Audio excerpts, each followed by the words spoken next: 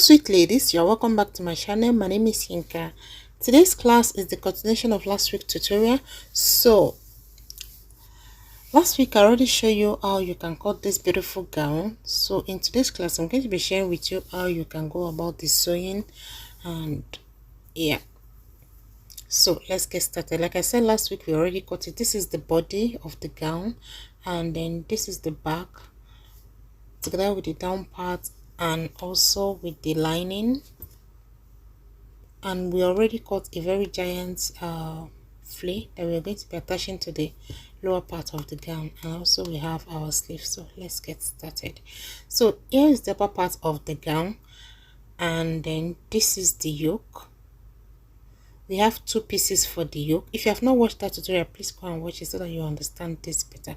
So we have two pieces for the yoke, so I'm going to start with the yoke.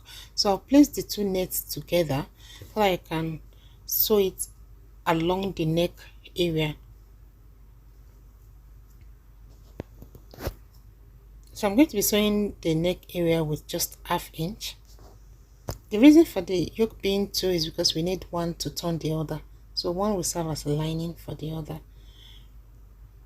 So alright, so when you're done sewing, what you need to do is to trim your seam allowance very close to the seam, but don't cut your seam. This way the seam allowance will not be showing from the good side of the net, so everything can be flawless. That's the reason for doing this step.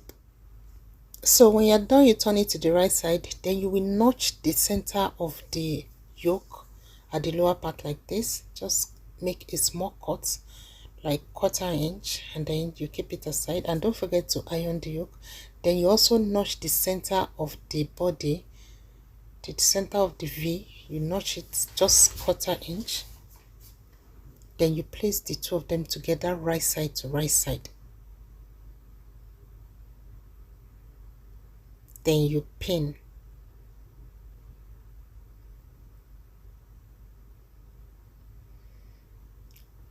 Please pay attention to this part because a lot of people usually find it difficult sewing yoke to a very deep V like this. So once you put it, you turn it this way, the way I've turned it.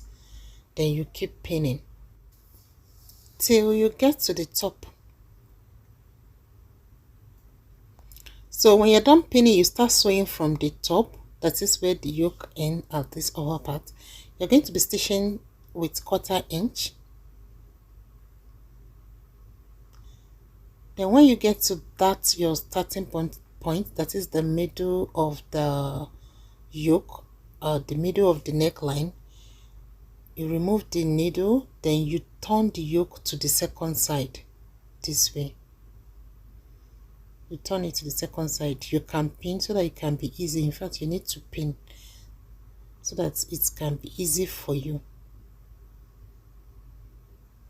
So the fact that you have notched it already will make it very easy, because that's just the little trick that is there. You have to notch that center of the V.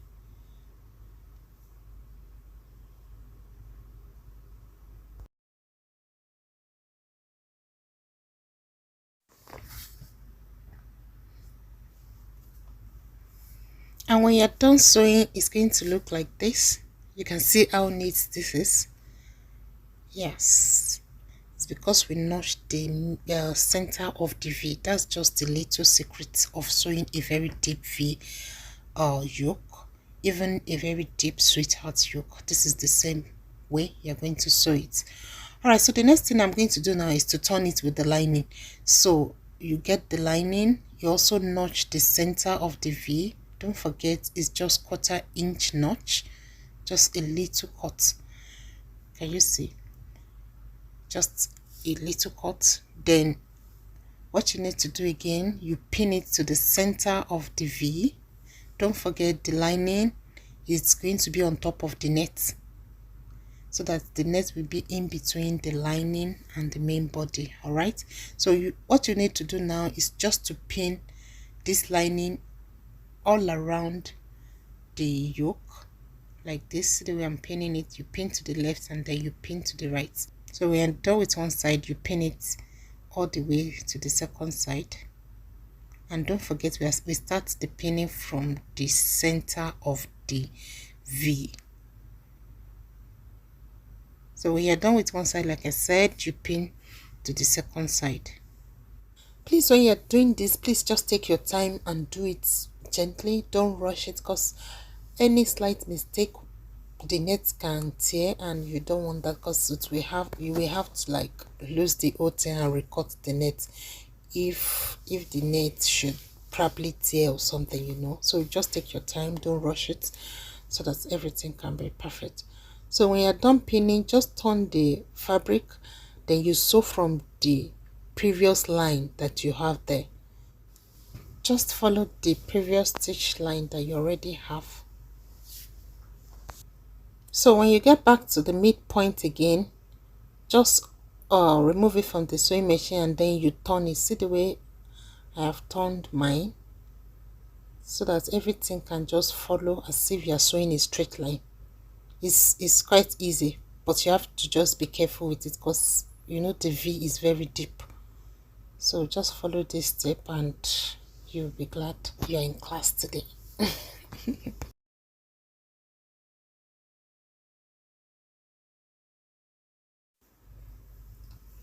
And when you're done stitching, this is how it looks.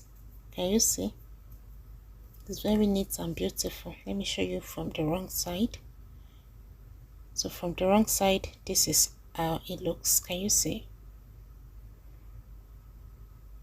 You see how the V is very sharp and it's very neat. So the next thing you have to do now is to attach the lower part of the gown. So you get the lower part of the gown, you attach the main body to main body, and you attach lining to lining. Don't forget there is no dart on this our gown. No dart at all, because we are sewing a stretchy material. So you join the waistline together with 1/2 inch.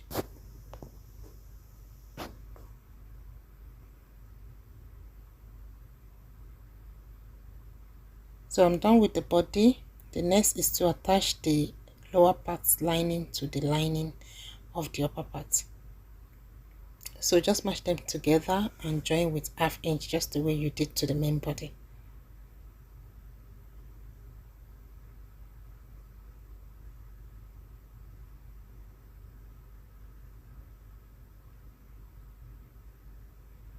Can you see?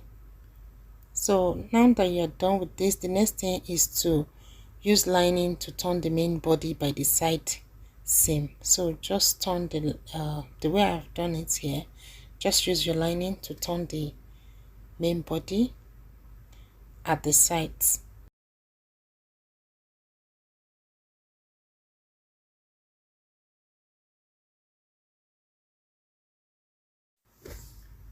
So when you're done with one side, you repeat the same thing to the second side.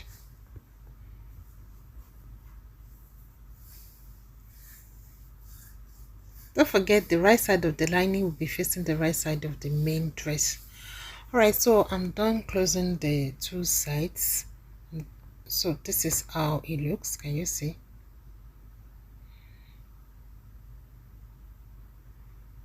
So I'll keep this aside, and then I'm going to work on the back. So this is the back.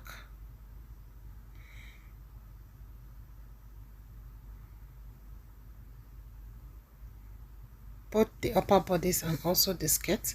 So just match the right side of the upper part to the lower part, and then you join on the waistline with 1/2 inch seam allowance.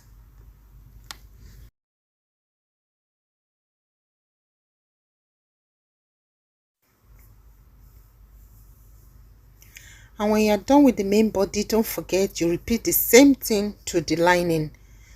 So when you're done joining both the lining and main body this way, just match the two of them together, both the left hand side and the right hand side of the back.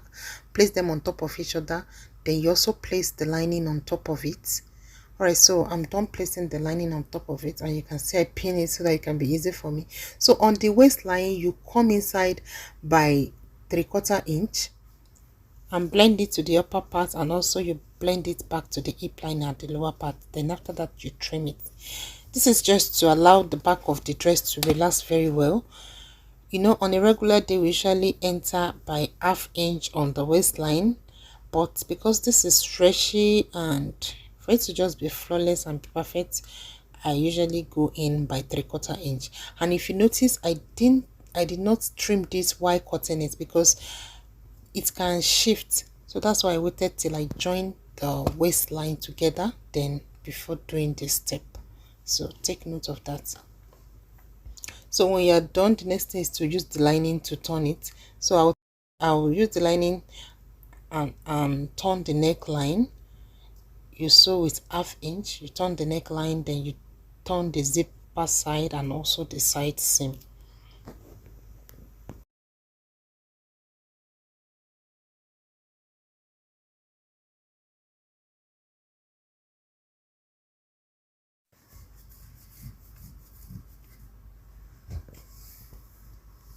Alright, so when you're done, make sure you notch the neck area so that the neck can come out very well.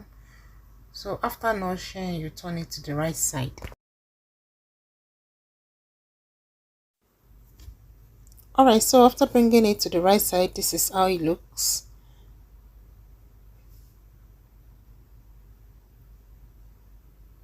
And this is it from the good side. Can you see? So just repeat the same step to the second side of the back. Alright, so moving on, the next I'm going to do now is to embellish the neckline, the yoke part. So this is it. You can see our V yoke. See how it is from the wrong side.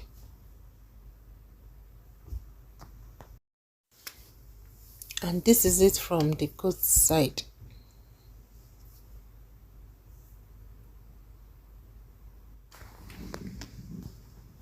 Alright, so I just carefully place the rhinestones on top of the net. Then after that, I cover it with another fabric before placing my iron on top of it. This is just to prevent the net from being damaged under the heat of the iron. Then after that, I just use this gum to gum these other stones on the net. You know, this particular step is optional. You can decide to decorate your own style however you want it. All right, so this is it. I'll continue to do this, then I'll show you.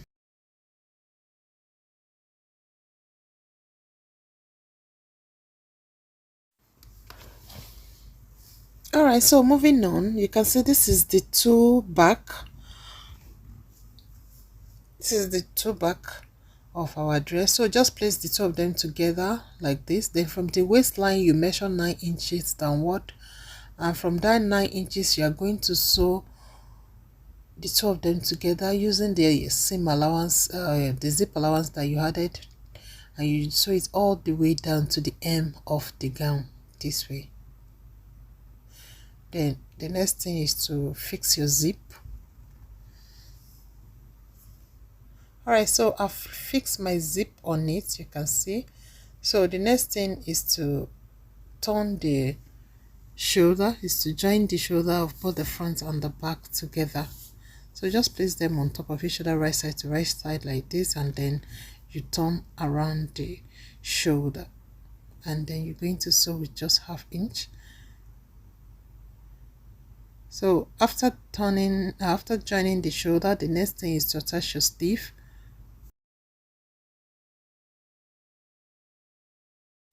So when you're done attaching the sleeve, the next thing you want to do is just to push all your seam allowances towards the body of the dress, and then you're going to stop stitch the allowance on the body. This is just to prevent the seam allowance from showing when you wear your dress from that net part. You know, once you push all the seam allowance towards the body and top stitch, everything will be very fine. And yes, that's the secret for doing this type as well. Just be taking note of all these little things. They really matter. So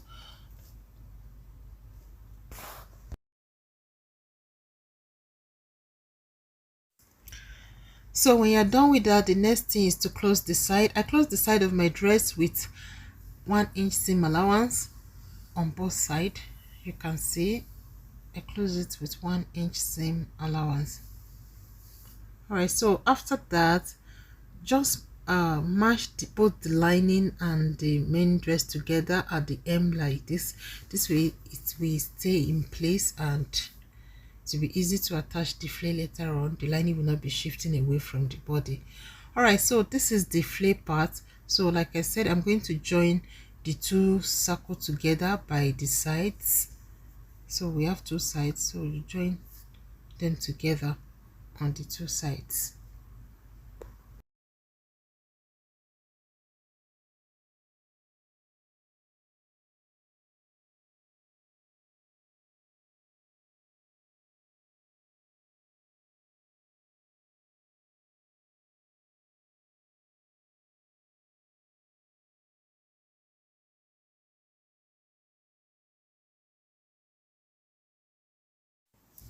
So when you're done joining it together, the next is to use the crinoline to turn the hem of your flare. So just place the crinoline on the right side of the flare, and then you're going to stitch the crinoline all around the flare. Like I said, the crinoline is on top of the right side of the flare.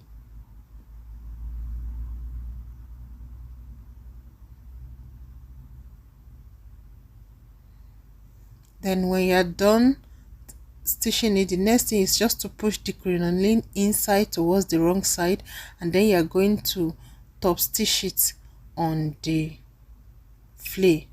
Just look at the way I'm doing it. Just push the crinoline inside towards the wrong side like this, and then you're just going to top stitch it all around the circle.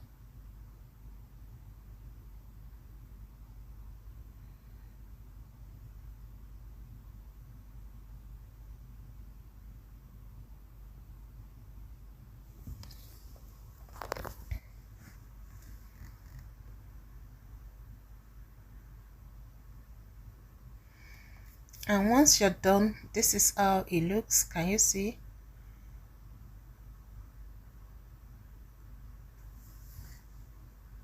It makes the hem of the flare to look more fuller and bouncing. It makes it to be bouncy. All right, so the next thing you want to do now, you can see this is the main body. So just put it inside the flare, just the way I'm showing you here. Can you see? Just put it inside the flare like this.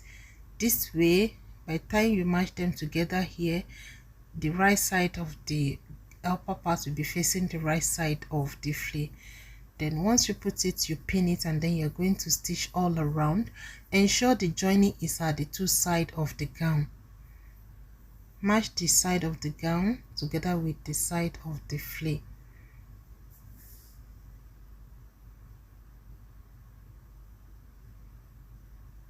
Can you see? If you did your calculations very well, the circle and the hem of the gown will be equal. There will be no excess. But if you have excess, you can pleat. But if you do your calculations very well, everything will be perfect. So you're going to stitch the two of them together with 1/2 inch seam allowance.